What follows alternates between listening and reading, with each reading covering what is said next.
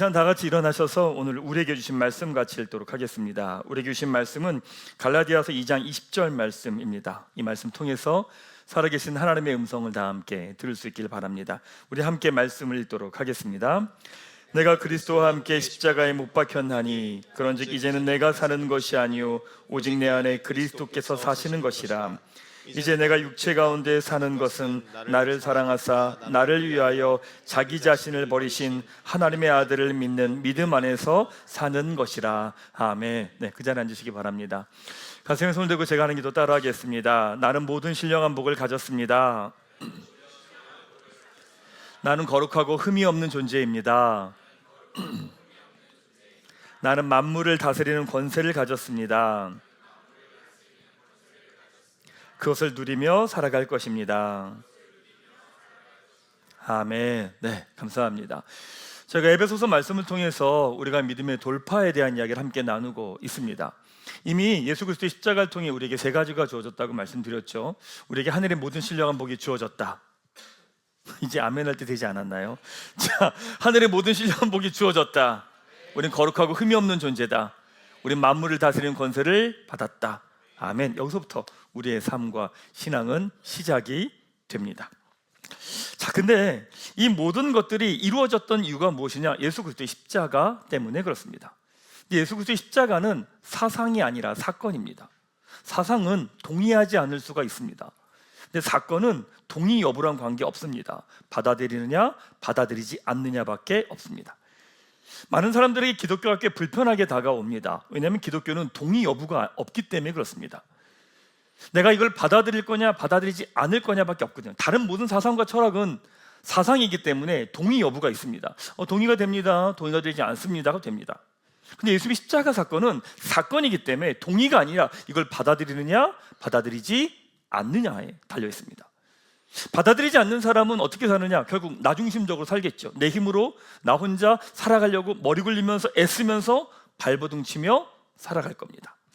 근데 복음을 이 십자가를 받아들이는 사람은 내 힘으로 사는 것이 아니라 이제 예수 그리스도를 의지하며 하나님의 힘으로 살아가는 거겠죠. 근데 많은 분들이 이렇게 질문합니다. 목사님, 그러면 하나님의 힘으로 살아가면 난 아무것도 안 해도 됩니까? 라고 이야기를 합니다. 왜 그러냐면 우리가 갖고 있는 생각의 수준이 거기 때문이기 때문에 그렇습니다. 많은 사람들은 자기가 가진 게 전부입니다. 그러니까 내가 움직일 때 내 힘만큼 움직입니다. 내 주머니에 1,000원이 있으면 1,000원만큼 움직이는 거죠. 그런데 예수님의 십자가를 받아들이는 사람은 내가 얼만큼 갖고 있는지가 별로 중요하지 않습니다. 왜요? 공급자가 하나님이시니까. 이게 하나님의 마음이 맞다, 그럼 나는 움직입니다. 이게 하나님의 뜻이다, 그럼 움직이는 거죠. 왜? 내가 공급자가 아니기 때문에 그렇습니다. 그러니까 어찌 보면 십자가를 고백하며 누리며 살아가는 사람의 지경은 어디까지인지 알 수 없는 거죠. 하나님께서 여러분 우리의 삶을요 계속 몰아가십니다. 몰아가셔서 내가 갖고 있는 것까지 가게 하십니다. 근데 그 마지막까지 가게 하십니다. 시간이든 재정이든 능력이든 그 무엇이든 마지막까지 가게 하십니다. 마지막까지 가면 우린 절망합니다. 내가 할 수 있는 게 없거든요. 그럼 여기서 우리는 갈라집니다. 그렇지 뭐, 돌아오는 사람, 이 지점에서 십자가를 의지하며 여기를 돌파하는 사람, 이렇게 갈립니다. 믿음의 돌파는 십자가를 의지하며 하나님의 힘으로 살아가는 사람들의 고백이며 삶입니다. 하나님께서 여러분을 계속 몰아가실 겁니다. 시간이든 재정이든 관계든 능력이든 계속 몰아가실 겁니다. 근데 몰아가시는 이유는 뭐냐면 절망과 고난과 어려움을 주려고 하시는 것이 아니라 그 다음 지경을 보여주고 싶으신 겁니다. 우리는 늘 내가 아는 게 전부죠. 이게 전부입니다. 이게 내가 할 수 있는 끝이라고 이야기합니다. 근데 하나님 그런 분 아니시거든요. 여기에 더 놀라운 것들을 준비해 놓으셨거든요. 사랑하는 여러분, 지금 여러분 삶 가운데 하나님께서 이렇게 몰아가십니까? 계속 벼랑 끝으로 몰려가는 느낌입니까? 기대하십시오. 하나님 여러분에게 여러분이 생각하지 못한, 여러분의 생각을 넘어서는 새로운 지경을 보여주고 싶으신 겁니다. 아멘? 맞습니다. 바로 그것이 믿음의 돌파인 거죠. 십자가가 능력이 되는 이유를 함께 나누고 있습니다. 2주 전에는 십자가는 우리의 영적 소각로입니다. 우리의 죄가 모두 소각되고 제하여지고 잊혀진 곳이 어디냐? 바로 십자가입니다. 자, 오늘은 십자가는 영적 공급원입니다 라고 하는 제목 가지고 말씀 같이 나누도록 하겠습니다. 마케팅에 탁월한 사람이 세스 고딘이라는 사람이 자기에게 책 한 권을 읽으라고 하면 이 책을 읽겠다라고 하면서 택한 책이 당신의 가능성에 대하여라고 하는 책입니다. 근데 그 책에 있는 주요 문장은 딱 하나입니다. 내 인생의 모든 것은 내가 만든 것이다라고 하는 게 그 책에서 이야기하고 있는 한 문장입니다. 맞죠? 사람의 삶은 내가 만든 틀입니다. 내가 생각한 틀대로 우리는 살아가고 있는 거죠. 내 생각대로 살아가는 사람은 인생이 안 달라집니다. 당연하죠. 내가 만든 틀 안에서 움직이는 거니까. 이 책을 쉽게 정리하면 이런 얘기입니다. 우리 교회 표현으로 말하면 이런 얘기입니다. 해석을 바꾸라는 이야기입니다. 여러분이 갖고 있는 그 생각이 아니라 해석을 다르게 바꿔라 라고 하는 거죠. 근데 우리의 생각은 늘 부족함이 있습니다. 모자름이 있습니다. 뭔가를 하면서도 나의 연약함과 부족함과 모자름을 늘 생각하게 되는 거죠. 그게 문제라고 생각합니다. 재정이 문제야. 이 문제만 있으면 해결되면 돼 라고 달려갑니다. 능력이 문제야. 능력이 문제면 이 문제가 내가 능력을 가지면 되는 거야? 지식의 문제야. 내가 또 공부하면 되는 거야? 막 달려가는 거죠. 근데 이게 완전히 해소가 되지 않는 거죠. 왜냐하면 내가 갖고 있는 생각의 틀이기 때문에 그렇습니다. 진짜 문제가 뭘까? 여러분, 우리 인생의 진짜 문제는 뭘까요? 내 앞에 있는 게 문제입니까? 내 앞에 있는 큰 일이 문제인가요? 내 앞에 있는 큰 사건들이 문제인가요? 어떤 게 문제일까? 어떤 게 도대체 큰 문제일까? 진짜 문제는 다른 게 아닙니다. 진짜 문제는 충분한 공급이 없는 게 문제입니다. 내 앞에 있는 게 문제가 아니라 그 문제를 돌파하고 풀어낼 수 있는 충분한 것이 공급되지 않은 게 문제입니다. 집에 가서 아내나 남편이나 아이들에게 따뜻한 말 해주고 싶죠. 그렇지 않나요? 그게 우리의 모든 마음입니다. 근데 가자마자 짜증을 냅니다. 왜요? 그것들을 풀어낼 수 있는 충분한 감정의 공급이 없어서 그런 거예요. 내 안에 충만한 공급이 있으면요, 어떤 상황이 아주 따뜻한 말이 나와요. 앞에 있는 사람들, 옆에 있는 사람들 잘해주고 싶지 않나요? 잘해주고 싶죠. 밥도 사주고 싶고 좋은 거 사주고 싶지 않나요? 그렇지 않으세요, 여러분? 아니어도 이렇게 하셔야 되는 거예요. 그렇지 않나요? 그러실 거 아니에요. 사람은 원래 그래요. 다 그 마음이 다 있어요. 근데 그렇게 하지 못하는 이유는 다른 게 아니에요. 내 안에 충분한 공급이 없기 때문에 그런 거예요. 충분한 공급이 있으면 우린 다 그렇게 할 수 있습니다. 그게 우리 인생의 진짜 문제예요. 그러니까 사람들은 그에 대한 갈망함이 있어요. 변하지 않는 공급에 대한 목마름과 갈망이 있어요. 요즘 직장인들의 가장 큰 꿈이 뭡니까? 가만히 있어도 돈이 들어오는 거. 돈이 들어오게 만드는 구조. 이게 많은 사람들이 꿈꾸는 겁니다. 그래서 내가 일을 하지 않더라도 돈이 들어올 수 있게 하려고 돈이 만드는 이 구조를 만들려고 사람들이 애를 쓰고 난리도 아닙니다. 근데 문제는 뭐냐? 돈이 돼 있고 다 준비가 돼 있습니다. 근데 웃긴 건 내 마음이 무너져 버립니다. 내 마음이 무너져 버립니다. 다른 게 다 정도는 다 돼 있습니다. 근데 내 마음이 다 무너져 버리면 다 모든 게 끝납니다. 십자가는 하나님과 우리와의 관계를 회복한 사건입니다. 십자가의 능력은 다른 능력이 아니라 우리의 죄를 완전히 없애신 사건이기도 하지만 동시에 우리의 공급원의 회복의 사건입니다. 그의 복음을 뭐라고 말합니까? 그렇게 살지 않아도 돼, 이 얘기입니다. 그렇게 혼자 발버둥 치며 살지 않아도 돼. 그렇게 그 문제를 네 힘으로 풀려고 하지 않아도 돼. 그게 바로 복음의 이야기인 거죠. 왜 이렇게 안달복달하며 살까? 왜 그렇게 염려하며 살까? 왜 이렇게 불안해하며 살까? 왜 그렇게 안달복달할까? 내 힘만으로 살아가려고 하니까. 복음 뭐라고 말씀하는 줄 아십니까? 그렇게 안 살아도 돼. 그렇게 살지 않아도 돼. 이게 우리의 복음입니다. 우리는요, 계속 염려하고 걱정해요. 근데 복음은 계속 이야기해요. 염려 안 해도 돼. 이렇게 말씀하세요. 왜 염려할까요? 우리 자녀, 우리 건강, 우리 미래, 우리 재정, 우리 맨날 이 염려 걱정하고 있는 거예요. 복음 그렇게 말씀하지 않아요. 걱정 안 해도 돼. 그렇게 살지 않아도 돼. 라고 이야기합니다.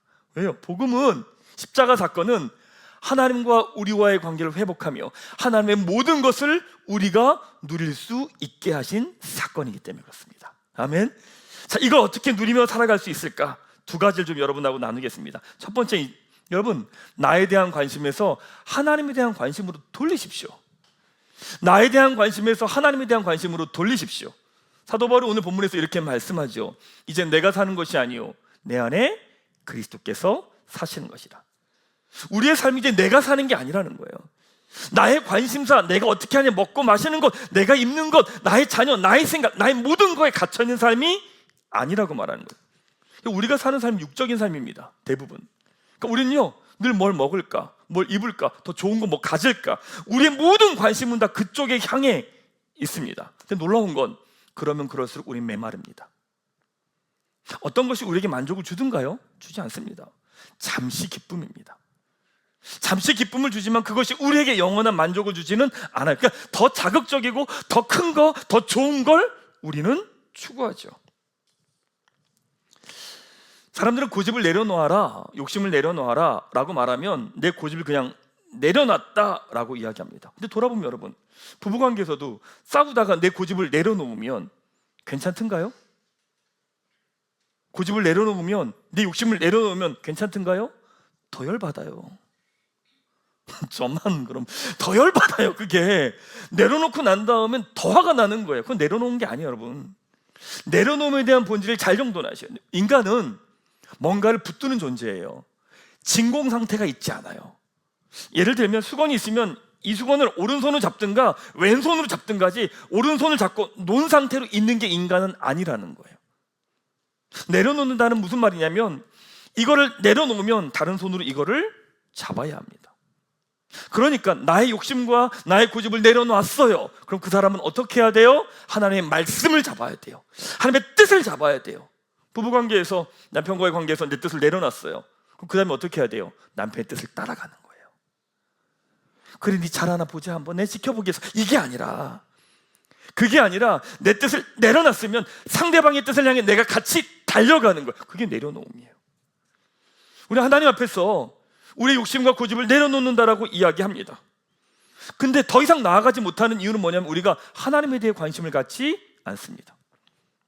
사랑하는 여러분, 지난 한 주간에 하나님이 여러분 삶 가운데 어떻게 일하시던가요?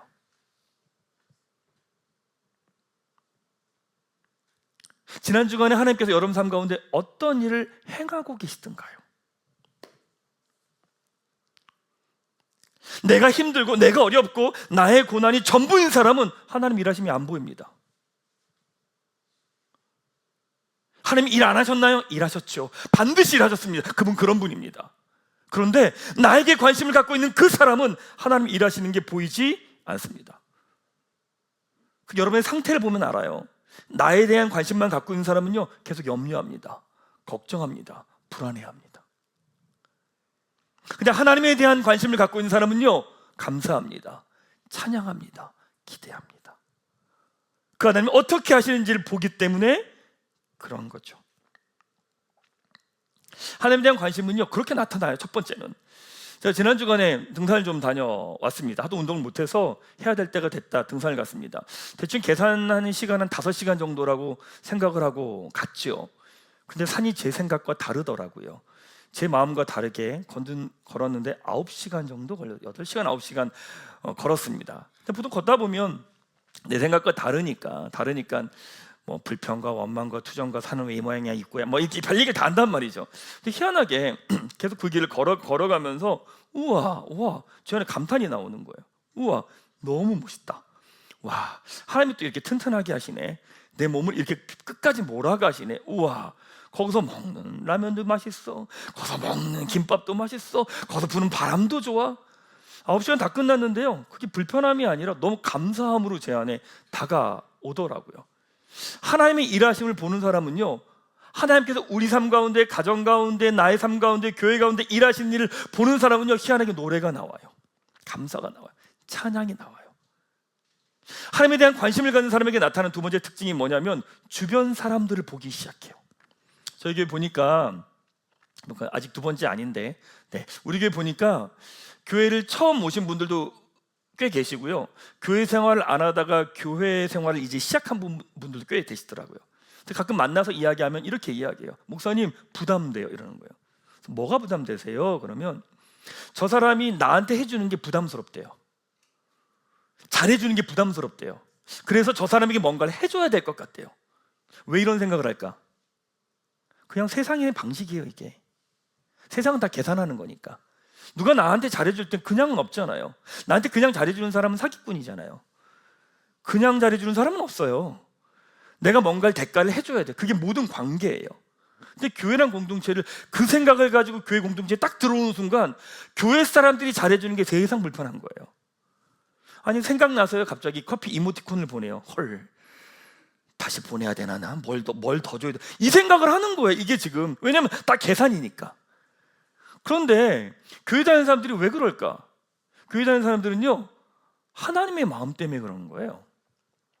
사랑하는 여러분, 혹시 이제 그런 분들 계시면 누군가가 나한테 뭘 해줘요. 그러면 이제 기억하세요. 그 사람한테 안 해주셔도 돼요.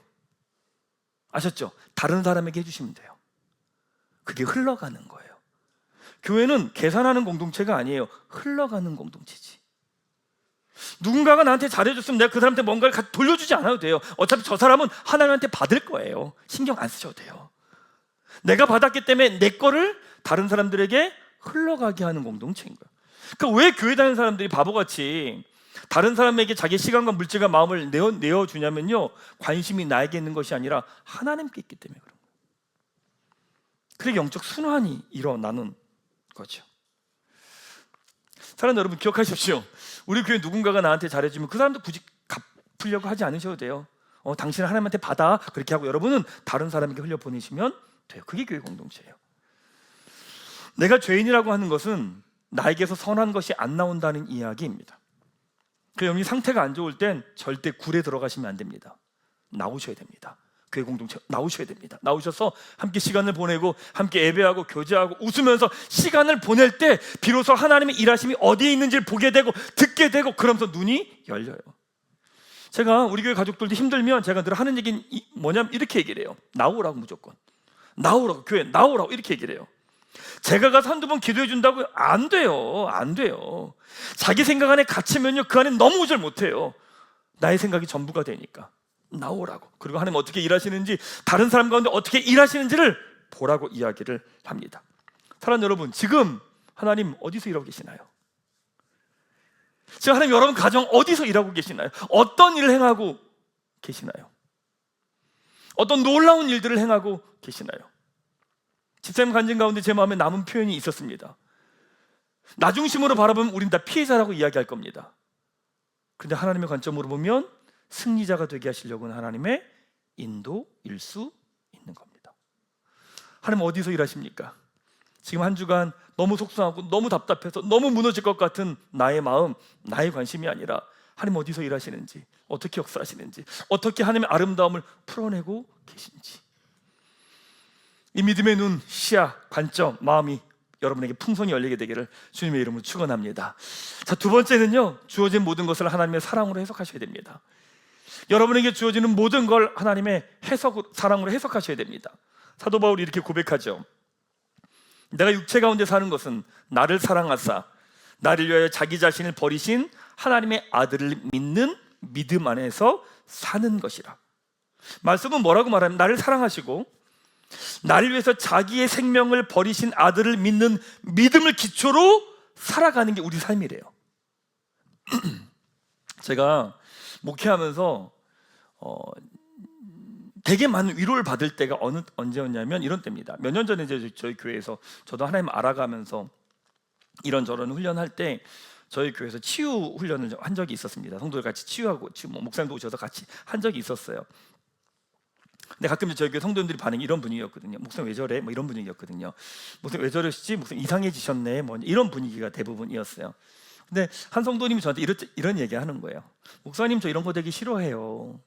저 되게 불편해요. 근데 목사님이 하시니까 제가 이거 할게요. 그 말이요, 그렇게 위로가 되는 거예요. 그럼 뭐냐면 이런 거거든요. 나 이거 싫은데 목사님을 제가 신뢰해요. 목사님 신뢰하니까 이거 한번 해볼게요. 이 말이 그렇게 위로가 되더라고요. 하나님 뭐라고 말씀하는 줄 아십니까? 우리가 믿는 믿음의 삶은 무엇이냐? 우리를 사랑하사 우리를 위하여 자신의 모든 것을 내어주신 그분을 믿는 믿음 안에서 사는 거라. 그분을 향한 믿음을 기초로 우리가 살아가는 것, 그게 우리의 삶이라고 이야기합니다. 여러분, 우리 인생 왜 이렇게 불평과 불만이 많을까? 왜 이렇게 투덜댈까? 십자가가 없는 거예요. 로마서 8장 32절 말씀 같이 한번 읽도록 하겠습니다. 자기 아들을 아끼지 아니하시고 우리 모든 사람을 위하여 내주시니가 어찌 그 아들과 함께 모든 것을 우리에게 주시지 아니하겠느냐. 하나님은 아까운 게 없으시다는 얘기예요. 아들까지 내어줬는데 뭐가 아깝겠냐는 거예요. 근데 우리는 여전히 오해해요. 하나님 나에게 뭐 주기 싫으셔가지고 계속 나 힘들게 하고 어렵게 하고 고난 주신다고. 아니에요. 그런 하나님을 뭘 믿어요? 하나님 그런 분 아니에요. 하나님 아끼시는 게 없다는 거예요. 아까운 게 없다는 거예요. 하나님 우리에게 모든 걸 다 주시고 이미 주셨고 풀어지기 원하신다는 이야기인 거죠. 우리가 왜 그런 생각하느냐? 십자가를 안 보기 때문에 그런 거예요.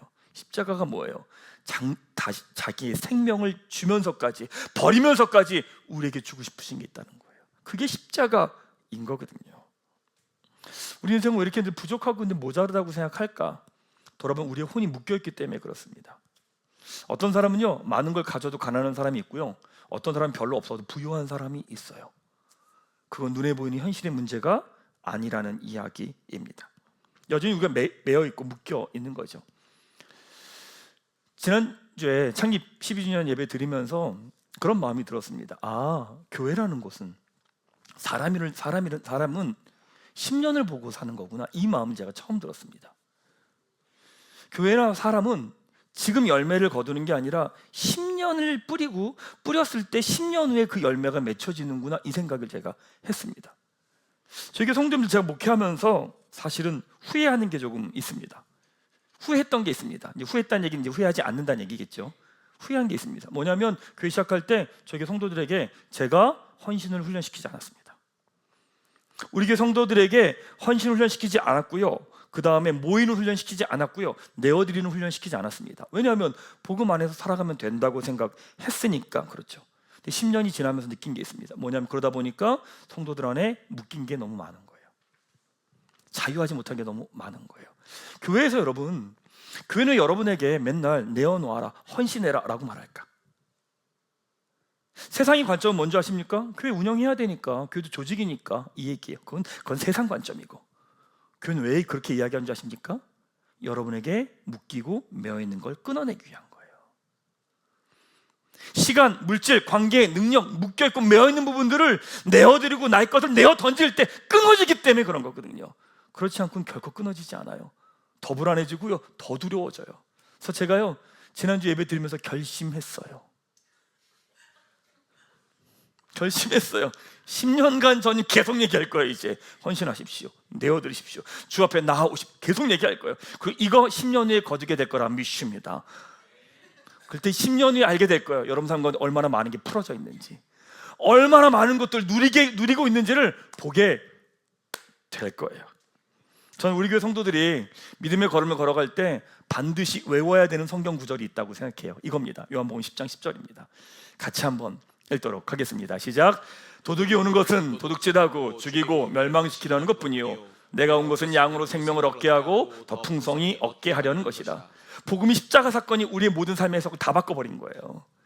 옛날엔 날 힘들게 하고 어렵게 하고 고난이라고 생각했는데 십자가 사건 때문에 지금 나에게 주어지는 모든 거 하나님의 사랑이구나, 나를 살리려고 하시는 거구나, 그리고 나를 회복시키려고 하는 거구나, 나의 지경을 넓히려고 하시는 거구나 라고 해석이 가능해지는 거예요. 사랑하는 여러분, 지금 여러분 삶 가운데 주어지는 모든 것들, 그 모든 것들은 하나님의 사랑에서부터 나온 겁니다.